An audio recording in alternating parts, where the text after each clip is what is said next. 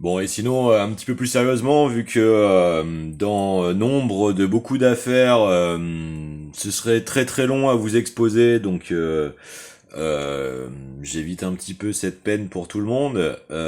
Mais il y a énormément d'affaires qui, si on les passe vraiment finement au tamis, c'est-à-dire méthode d'analyse comparative, euh, description et compilation permanente de la multiplicité des polysémies dans les détails de l'expression et du champ lexical précisément choisi par tout l'appareil médiatique en parallélisant l'exposition de toutes ces affaires mises ensemble bout à bout, je vous garantis que je vous fais apparaître un mode opératoire signature caractéristique et il y en a un petit peu, beaucoup, dans l'affaire Quanta. Et donc, autant je suis heureux si le fait de bouger un petit peu les habituations à la rétention d'informations un peu trop prononcées depuis 30 ans dans ce pays permet à l'IO de pouvoir honorer la mémoire de son ancien ami et de plébisciter et valoriser la légitimité de nos sœurs, nos mères, nos grands-mères, nos cousines, nos voisines, nos amis, à pouvoir progresser vers l'égalité dans une société qui le devrait. Autant je suis français, j'en ai marre de voir un quatrième pouvoir élu par personne se permettre de me dicter comment je dois penser, ce que je dois voir et ne pas voir, ce que je dois critiquer ou non, et organiser toujours pour le service de structures financiaristes une réduction totale de la parité de pouvoir d'achat malgré mes efforts dans l'aliénation d'une quantité conséquente de ma vie dans des appareils productifs par différents leviers d'artifice comptable, fiduciaire et monétaire.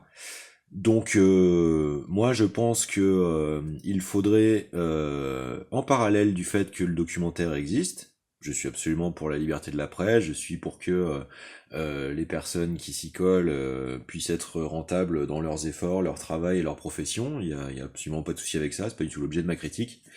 Par contre du point de vue de la justice, je veux dire, faut arrêter avec le huis clos, faut arrêter avec la déconsidération des citoyens légitimement souverains en fait envers leurs aptitudes à comprendre. Et surtout dans des affaires qui ont été aussi importantes en impact collectif de perception et de rapport au réel. Moi, dans ce cas-là, je voudrais qu'en parallèle du documentaire, existent les plateformes où les auditions sont complètement disponibles et où il pourra être réellement estimé par chacun en fait la réalité de ce que Quentin essaie d'exprimer. Je veux dire, qu'est-ce que c'est que cette société qui nous prend en otage systématiquement pour nous décrire à notre propre place les monstres que nous devrions détester? Je veux dire, laissez-nous faire la lumière par nous-mêmes en fait. On sera suffisamment critique, affûté et perspicace et sagace si on relève effectivement un trouble contradictoire, une incohérence d'ensemble dans les termes, la signature d'une schizoïdisation. Je veux dire, quel est votre rapport à nous en tant qu'audience pour systématiquement nous infantiliser de la sorte? Je veux dire, ça rend l'affaire d'autant plus suspecte. À un moment, il faut comprendre ça. Il faut comprendre. Les Français ne sont pas dupes. Les Français voient très bien comment artificiellement les tentatives de verrou vers leurs orientations philosophiques, géopolitiques, internationales sont poussives. J'ai- Faut que vous compreniez quand même qu'on vient en France, on est quand même le peuple le plus politique du monde historiquement. Enfin, vous croyez qu'on va se contenter en fait de la pâtée donnée à l'audimat dans son préhachage bien gentillet, stérilisant et absent de tout germe de doute et de suspectabilité du formalisme. pour des affaires d'une telle ampleur en fait qui correspondent d'autant plus démographiquement à une période charnière décisive de la transformation profonde de nos sociétés dans le rapport à ces technologies que sont l'audiovisuel devenu cybernétique hyper pénétrante dans notre quotidien. Mais enfin, réveillez-vous, vraiment, réveillez-vous, réveillez-vous. C'est l'absence de confiance envers les aptitudes du peuple souverain qui alimente ces fractures, ces paranoïations, et qui alimente forcément donc d'autant plus la récupération de pans entiers de la population par la démagogie manipulatrice. Tant qu'il ne sera pas permis en fait aux personnes, même profanes en culture du droit, d'être considérées, enfin je veux dire, qu'est-ce que c'est que cette absurdité de pouvoir être tiré au sort pour être jury, et qu'une fois l'affaire condamnée et la peine exécutée, revenir à la charge avec un documentaire a posteriori tout en privant l'audimat de la véritable matière telle qu'elle est. Enfin, je veux dire, faites un documentaire dessus, votre travail de sélection, de montage, de formalisme sera rémunéré, c'est rémunérable, c'est pas le souci. Le souci, c'est ce sentiment de forcer l'intime conviction de l'auditoire sur la parole d'autrui et non pas en fait sur les faits. Je veux dire, qu'est-ce qui vous croyez qui nourrit systématiquement l'extrême droite en France, quoi? Le fait divers, la démagogie, la partialité de l'accès à l'information et les appuis manipulatoires poussifs systématisés. Donc, si vous considérez que la justice doit automatiquement être autoritairement féministe, précisément, justement, vous ne l'êtes pas. Je veux dire, c'est le problème du féminisme, c'est le problème de l'autoritarisme, d'une instrumentalisation en fait du rapport de justice de base. Donc comment pouvoir être différent de ce qui est critiqué comme objectif en pratiquant enfin précisément systémiquement la même nature. Je veux dire. Non, ce n'est pas pro-féministe que de considérer que le public français est dénué de tout sens critique et de devoir lui amener l'exposition orientée des faits telle la béquille à l'enfant en fait. Non, c'est le problème en fait, c'est le problème. Je dis pas ça contre Anne-Sophie Anne, hein. Ma parole n'est pas portée contre le travail de réalisation, elle est portée contre le fait social de, à mon avis, cet immense problème qu'on a à l'heure actuelle de démocratisation unilatérale de l'information, sauf de l'information décisive, qui est les grands enjeux de société que la justice illustre. Je parle pas des sessions d'affaires en cours de jugement, je parle justement des affaires jugées. Il s'agit pas d'attaquer la présomption d'innocence des personnes en cours de procédure, mais là c'est pas le cas. Là, on est sur une figure extraordinairement importante d'un moment décisif de la société française dans son rapport aux systémiques les plus influentes de l'histoire contemporaine de la structuration de nos sociétés, et il faudrait se contenter de morceaux choisis sans pouvoir se faire une opinion complète. Moi, personnellement, c'est ce qui m'énerve, en fait. C'est ce qui m'énerve. Comment voulez-vous en fait même que les jeunes générations puissent développer en fait cette fameuse culture du goût du droit dont beaucoup de milieux réactionnaires de droite ont peur de s'effaroucher d'une ineptie néo-générationnelle si précisément quand vous considérez en fait les moyens de vos influences, vous les utilisez précisément dans un but quand même assez manifestement identifiable de contrainte à penser en fait. C'est pas comme ça que ça marche en fait, la culture, la démocratie, la souveraineté populaire en fait, c'est pas comme ça que ça marche, c'est tout. Donc, enfin, on aura essayé de le dire, hein, je veux dire,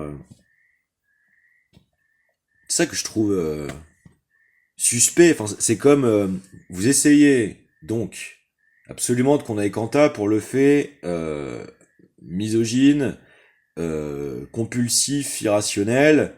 Euh, et donc sociopathique. Très bien. si il est effectivement totalement avérément prouvé dans la plus indestructible euh, indubitabilité, alors oui, tout à fait, bien sûr. Mais le fait est que l'exposition de cette affaire est suspecte. Donc, vu la tournure que prend ce pays, je suis désolé, on ne va pas faire comme si nous étions naïfs, comme si nous ne comprenions pas en fait que des pans entiers de la société française sont tentés d'être tenus sous la coupe d'extorqueurs cherchant à en financer des moyens infrastructurels de suprémacisme génocidaire, par exemple. Enfin, non. Je suis français, je suis libre d'expression, je suis libre de conscience, je suis libre de l'affirmation en tout temps et tout lieu d'un goût avancé en fait, d'une subtilité de perception de sujets complexes. Je ne vois pas pourquoi la télé devrait m'apprendre la vie comme un babillage à un éternel syndrome de Peter Pan, désolé. Ce n'est pas ce que j'attends en fait du service public, du service privé, du développement technologique audiovisuel cybernéticisé. Non, ce n'est pas ce que j'attends en fait de la stimulation des capacités cognitives et de ces incapacitations par des systémiques technologiques modernes. Non. Précisément en fait si l'accès facilité à l'information en fait devrait permettre mon avantage à me cultiver dans le détail en fait des aspérités du réel, c'est-à-dire m'encourager à pratiquer le développement d'une culture affinée du droit. Voilà, je ça n'aidera personne en fait face à des systémiques d'omerta de chercher à octroyer le sentiment que exercer le contradictoire de l'esprit autonome en fait est clairement irrespecté ou anticipativement impossibilisé, précisément. Ça contribue à placer le documentaire comme financé par une intention de pouvoir en fait et non pas une lutte sociale en fait. C'est tout le problème. C'est tout le problème. Je veux dire, moi si vous voulez, dans ma condition d'hyper-empathe en fait, ça ne me tranquillise pas en fait de voir d'autant plus un ping-pong s'installer de parce que je suis obligé d'expliciter avoir dû expériencer contre ma volonté dans ma propre vie et que ça fasse réagir directement au lieu médiatique et que cette dialectique s'installe. Si c'est pour continuer de permettre de confondre des faits gravissimes avec une forme de plébiscite à des systèmes poussifs en fait de l'opinion, je veux dire, on s'éloigne chaque fois plus de la Constitution telle qu'elle est en fait, c'est bien le problème. Donc encore une fois, je souhaite à Lio toutes les meilleures avancées dans sa carrière et dans sa situation actuelle. Enfin, je veux dire, faut qu'elle comprenne aussi que moi c'est pas une gaieté de cœur en fait d'être associé de force à des systèmes de criminalisation publique, de capture de la perception de ma personne publiquement, d'être associé à des commanditariats d'homicide où enfin vous croyez que c'est quoi à vivre au quotidien moi, j'ai 20 ans de harcèlement systémique mafieux sur le dos, ça contribue à essayer d'impossibiliser mes relations intrafamiliales. Je veux dire, on est énormément de Français à devoir faire face à ce type d'entreprise, de salissure permanente. Je veux dire, vous croyez que dès que vous êtes identifié par le système comme réellement investi en fait de notions de défense complète des droits humains et que votre voix identifiée comme capacitativement susceptible de porter, vous croyez qu'il se passe quoi dans ce pays actuellement? Enfin, moi j'ai dû faire 3 reconversions professionnelles, j'ai dû faire face à des entreprises, tentatives de sabotage de ma domesticité, de mes équipements, de mes revenus, de mes ressources, de la possibilité de pouvoir continuer d'y avoir accès ou d'en développer. Enfin vraiment, faut comprendre ce que c'est ce pays actuellement. C'est tout ça qui rend possible la situation à Gaza systémiquement en fait dans la vue d'ensemble. C'est chaque blanc-seing de ce type d'impunité donne des signaux en fait au superstructuralisme de supervision en fait du poussage de l'ère contemporaine dans cette voie-là Et chaque recul est une brique supplémentaire en fait à une idéologie de la corruption internationale qui du coup repousse toujours un peu plus ses limites comportementalement. C'est faut comprendre que les rapports de force en fait se font par chaque petite défaite. C'est malheureusement le cas. Et donc en ça, moi je pense que si il est réellement investi en fait les propos soutenus lors du documentaire, d'autant plus, ce serait une occasion en fait d'obtenir sociétalement la déclassification des interrogatoires complets, comme un précédent en fait, comme une jurisprudence. Je veux dire, le cas Quentin a quand même été largement surexposé médiatiquement dans l'opinion publique française et représente quelque chose en fait symboliquement de pouvoir dans l'interaction avec le système audiovisuel français. Donc quand on connaît d'autant plus l'impact d'un tel système sur les scrutins électoraux, c'est d'autant plus en fait un droit fondamental légitime populaire souverain d'importance capitale. Donc je je fais cette réaction parce que elle me semble aussi saine que pertinente et aussi légitime que fonctionnelle. Voilà.